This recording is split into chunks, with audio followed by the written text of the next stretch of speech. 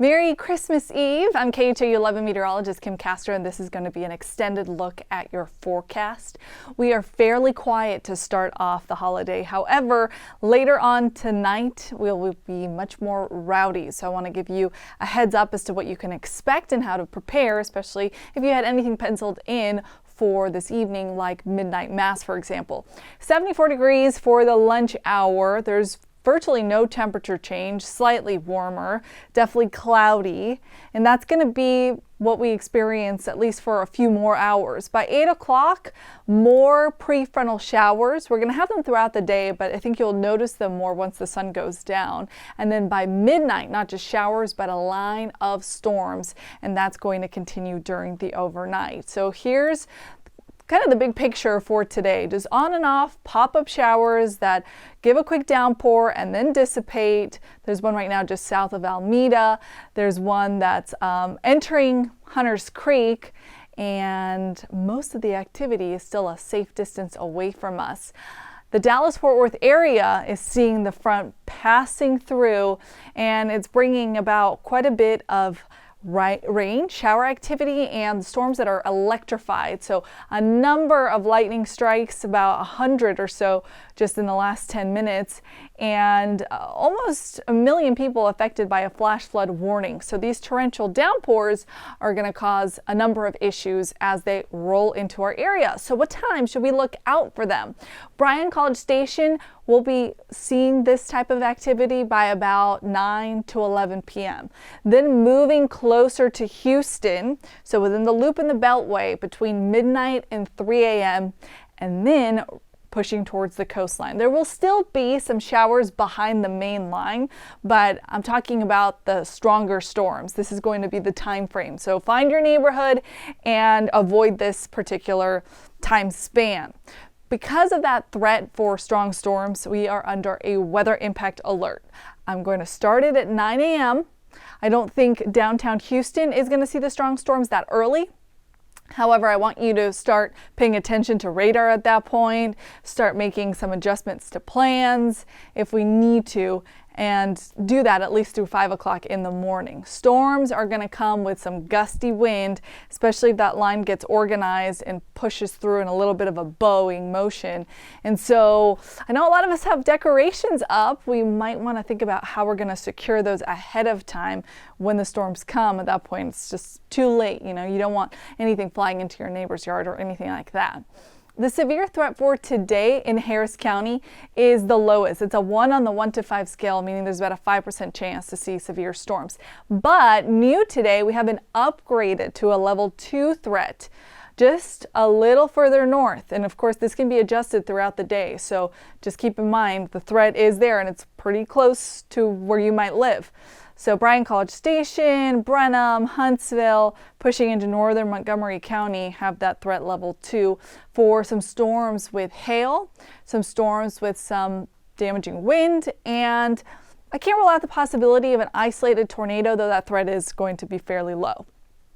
Hail threat tonight of the 3, I think, is the one to watch. It's a 15% for the area in bright purple. Everybody else has a 5% chance. So an isolated 1/4 of an inch hailstone up to 1 inch in diameter is possible. The wind could get up to 50, maybe 60 miles an hour. That would put it under a severe thunderstorm warning. But even if it's just slightly below that, let's say 45 mile an hour gust, 50 mile an hour gust, it would still get a special weather statement. And under those statements, we want to take the precautions of going inside and not traveling on the roads. So because we have those elements on the table, I'm going to caution you to limit the amount of back and forth that you do today. So if you typically split up the holiday, you spend part of it at one household, part of it at another, either adjust the time up a little bit, go earlier, or just plan to stay longer, depending on at what point you get caught in these storms.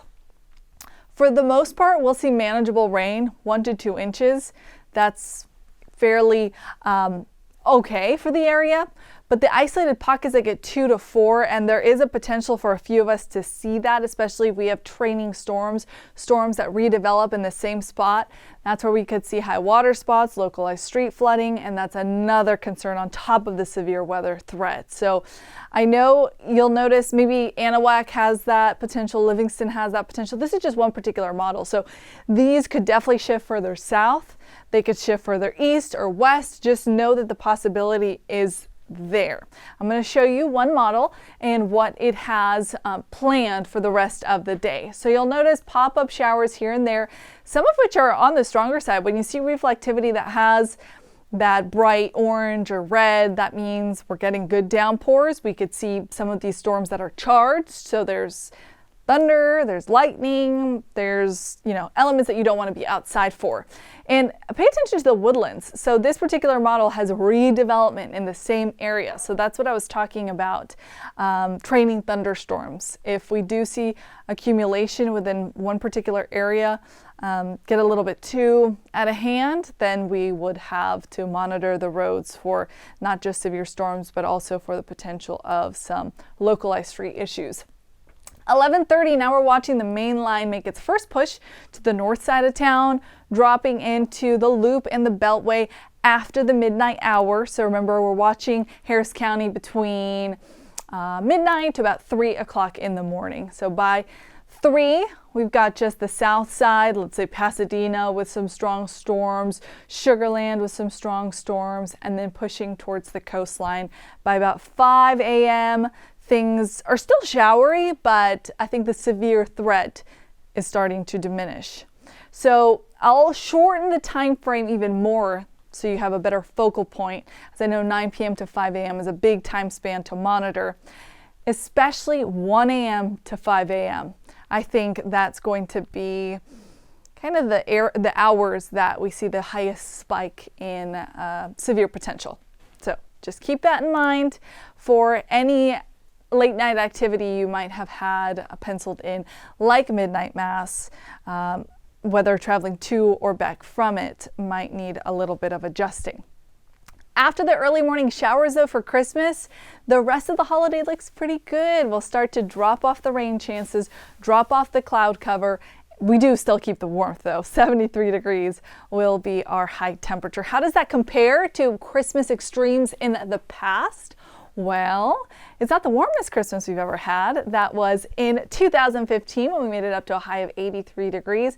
Certainly not the coldest.